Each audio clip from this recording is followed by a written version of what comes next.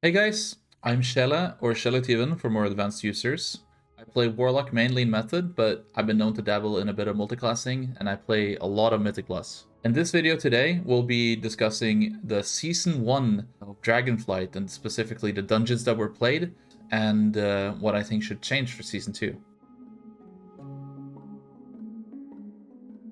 Now for Season 1 of Dragonflight, they brought back old dungeons to Mythic Plus. This is something that they have done before with the introduction of Legion dungeons to specific tournaments like the Great Push and MDI, but this is the first time that we've seen them on live servers for a full season like this. I think it's a pretty cool concept because it just gives access to more dungeons overall, and more content is generally more fun. The dungeon pool itself, I think, was pretty good. The new dungeons like Academy and Ruby and Azure Vault and Nocket Offensive, they're all pretty good dungeons in my opinion. Not perfect by any stretch of the imagination, but it's hard to judge it because people tend to always judge the content that they're already playing as being kind of boring and dull, and then they look very fondly back at older dungeons, like for example Freehold, which we are going to get to see now in Season 2. I think the dungeons that they brought back, like Quarter Stars and Halls of Valor, are pretty cool. I think Temple was a bit of a miss. Shadow Moon Burial Ground is interesting, apart from Bone Maw, but we'll get into that a bit later. The best dungeon, in my opinion, is actually quite surprisingly going to be Azure Vault. A lot of people are going to pick Academy as their favorite for the season, but I think Azure Vault offers a lot of different trash counts that you can play, a lot of different possible pathings. We have seen different optimizations by different teams going into high-end M+, playing no frog route, playing frog route, playing one breaker versus two breakers at the end, and all of this means that you have to play different trash earlier in the dungeon. So in my opinion, Azure Vault is a pretty fun dungeon.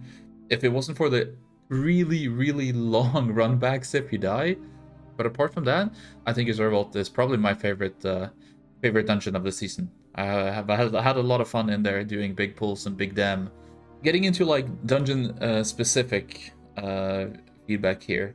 So for Algar Academy, I think that it has huge pulls. It's why people played it a ton on beta. It's always fun to do big damage. You've seen MDI teams and even on live servers, people literally doing millions of DPS on the big pull in the overgrown ancient area, the big tree. There's a couple of different interesting pathing options you can take in there. Because there's so much trash, you can choose to play more at the start, you can choose to skip some of the packs in between, you can play more at the end, you can choose how much you want to pull with certain bosses. Like you can, for example, you cannot really pull a lot into the Overgrown Ancient apart from Skitterflies, or if you want to pull through the wall from the last boss area. But for Vexamus, for example, you can pull quite a few of the foragers, the wormy boys. You can pull them onto Vexamus, and you can pull a lot of stuff onto the last boss, which if anyone was watching the MDI, you can see very good examples of there. For Ruby life pools, I think that it has a lot of casts that you need to worry about. When you are on lower key levels, you can let some of them go and it's fine, like you won't get one shot, but once you get to the point where your entire group dies, if one Earthshaper gets their Tectonic Slam off, that is just absolutely mental. It's unforgiving. It's not unplayable, but it is. I think it's a little bit too many individual casts for my taste. Yeah, that's my opinion of Ruby Life Pools. But in general, a pretty fun dungeon. You don't have a lot of routing options. You have a bit. You can choose to skip some dragons, but you're pretty forced to play the mini boss before first boss, then you're forced to play all the destroyers in the second area. You're forced to play the entire last boss platform to make the boss spawn. So not a huge variety of pathing options, but overall a pretty fun dungeon. Now for Vault, I already said that it's my favorite dungeon, and it's pretty much the routing options in that dungeon comes down to frogs or no frogs. So if you don't want to play the end and you want to jump from platform to platform without using the intended, quote-unquote, intended path that Blizzard has set you upon, then you can choose to play more trash at the start. The most efficient pathings tend to include the frogs because they're really good count, but you don't have to play them. So it's pretty cool to see different pathing options in that dungeon. And like I said previously, overall that's my favorite dungeon. For Knockout Offensive, I would classify it as like a fake open dungeon. Like it looks really open. You're literally in an entire zone and you're dragon riding across it, but you have to kill all the lance masters in the first area to spawn the first boss. You have to kill all of the totems, which unless you do some cheeky totem shenanigans, which most people aren't doing, even in MDI or high key scenarios, you have to play all of the totem packs in the second boss area. Then you have to play all of the packs in the third boss area that are on top of the hill with the soul harvesters, I believe they're called.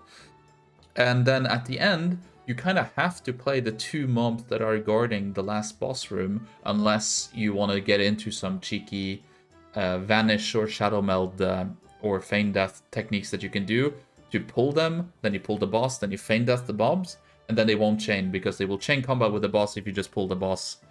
What we like to call natty. For quarter stars, it's a seemingly linear dungeon, but actually it has a lot of variations to it, to the point where if you want to make a MDT or a pathing that will allow you to account for all the possible spawns, you actually need to make a lot of them.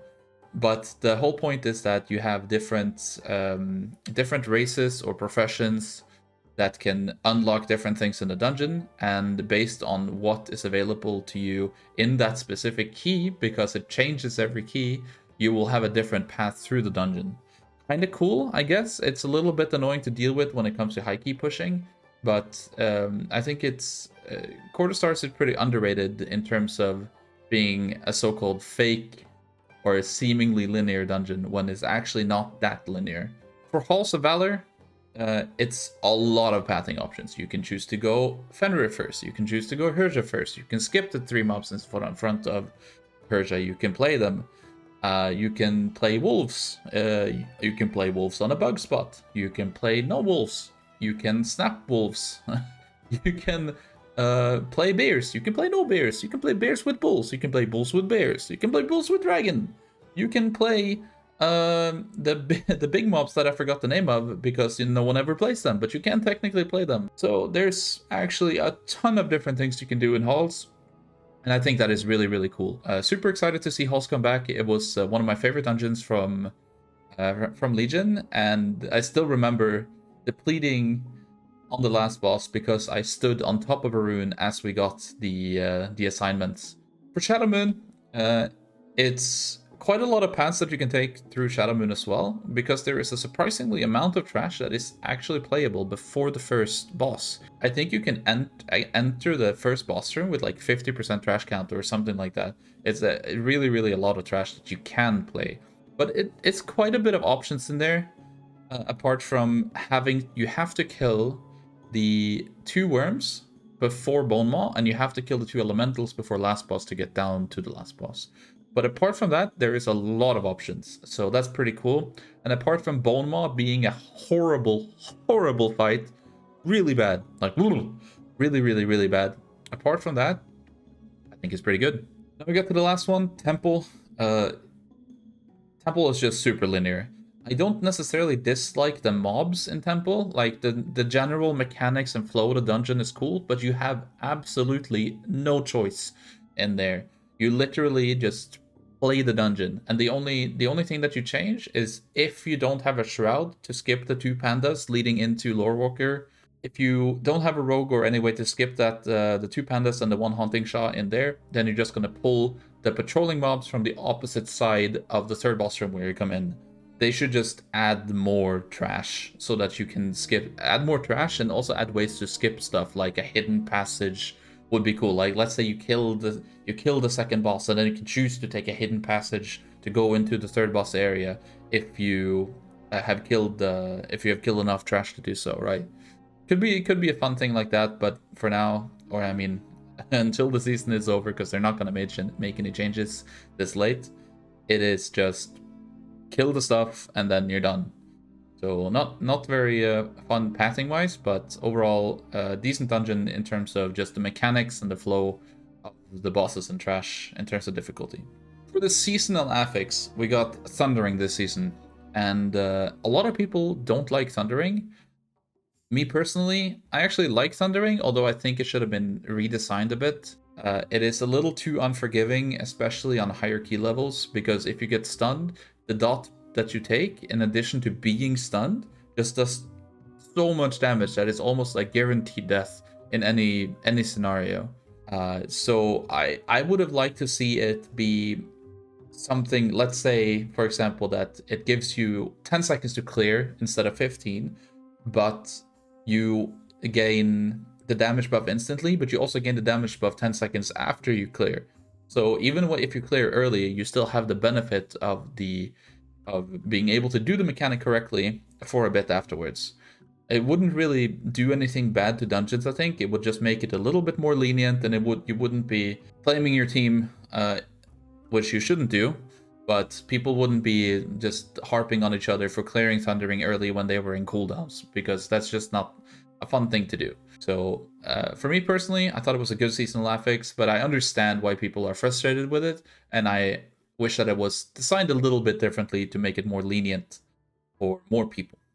For Season 2, we have the removal of seasonal affix for the first time in a long time. I believe the last time it was taken away from us was at the end of Legion. We did not have a seasonal affix in Legion, then we got them in the next expansion. So I hope to see more work on the base affixes and interactions between them. We have a lot of new affixes coming in, and they don't appear to be working properly on PTR right now. So we'll see how it turns out. Some of them are a bit overtuned. Explosives getting changed, but now instead of it being a healer issue to kill them, it's now a healer issue to heal them because they have too much HP. So there's definitely some tuning that has to be done with the new affixes and the reworks. But I'm really excited to see no seasonal affix and see how it plays out. They also changed it to the point where you get the first affix on key level 7 and then the second on 14, I believe. So apart from Tyrannical and Fortified, you get the other affixes at those levels, which gives a little bit more access to people just starting out with keys, doing their +2, 3, 4, right? Don't have to deal with the affix yet. You get a little bit up there, get to key level 7, then you get thrown 1 affix instead of 2 at 7, which was the old norm. That's been it for this video. I've been Sjele. You can find me in all of the links down below. Make sure to check out my stream if you're interested in M+ content. I do that a lot. And let us know in the comments what dungeons you enjoyed. And make sure to subscribe and turn on notifications and like the video. I'll see you guys in the next one.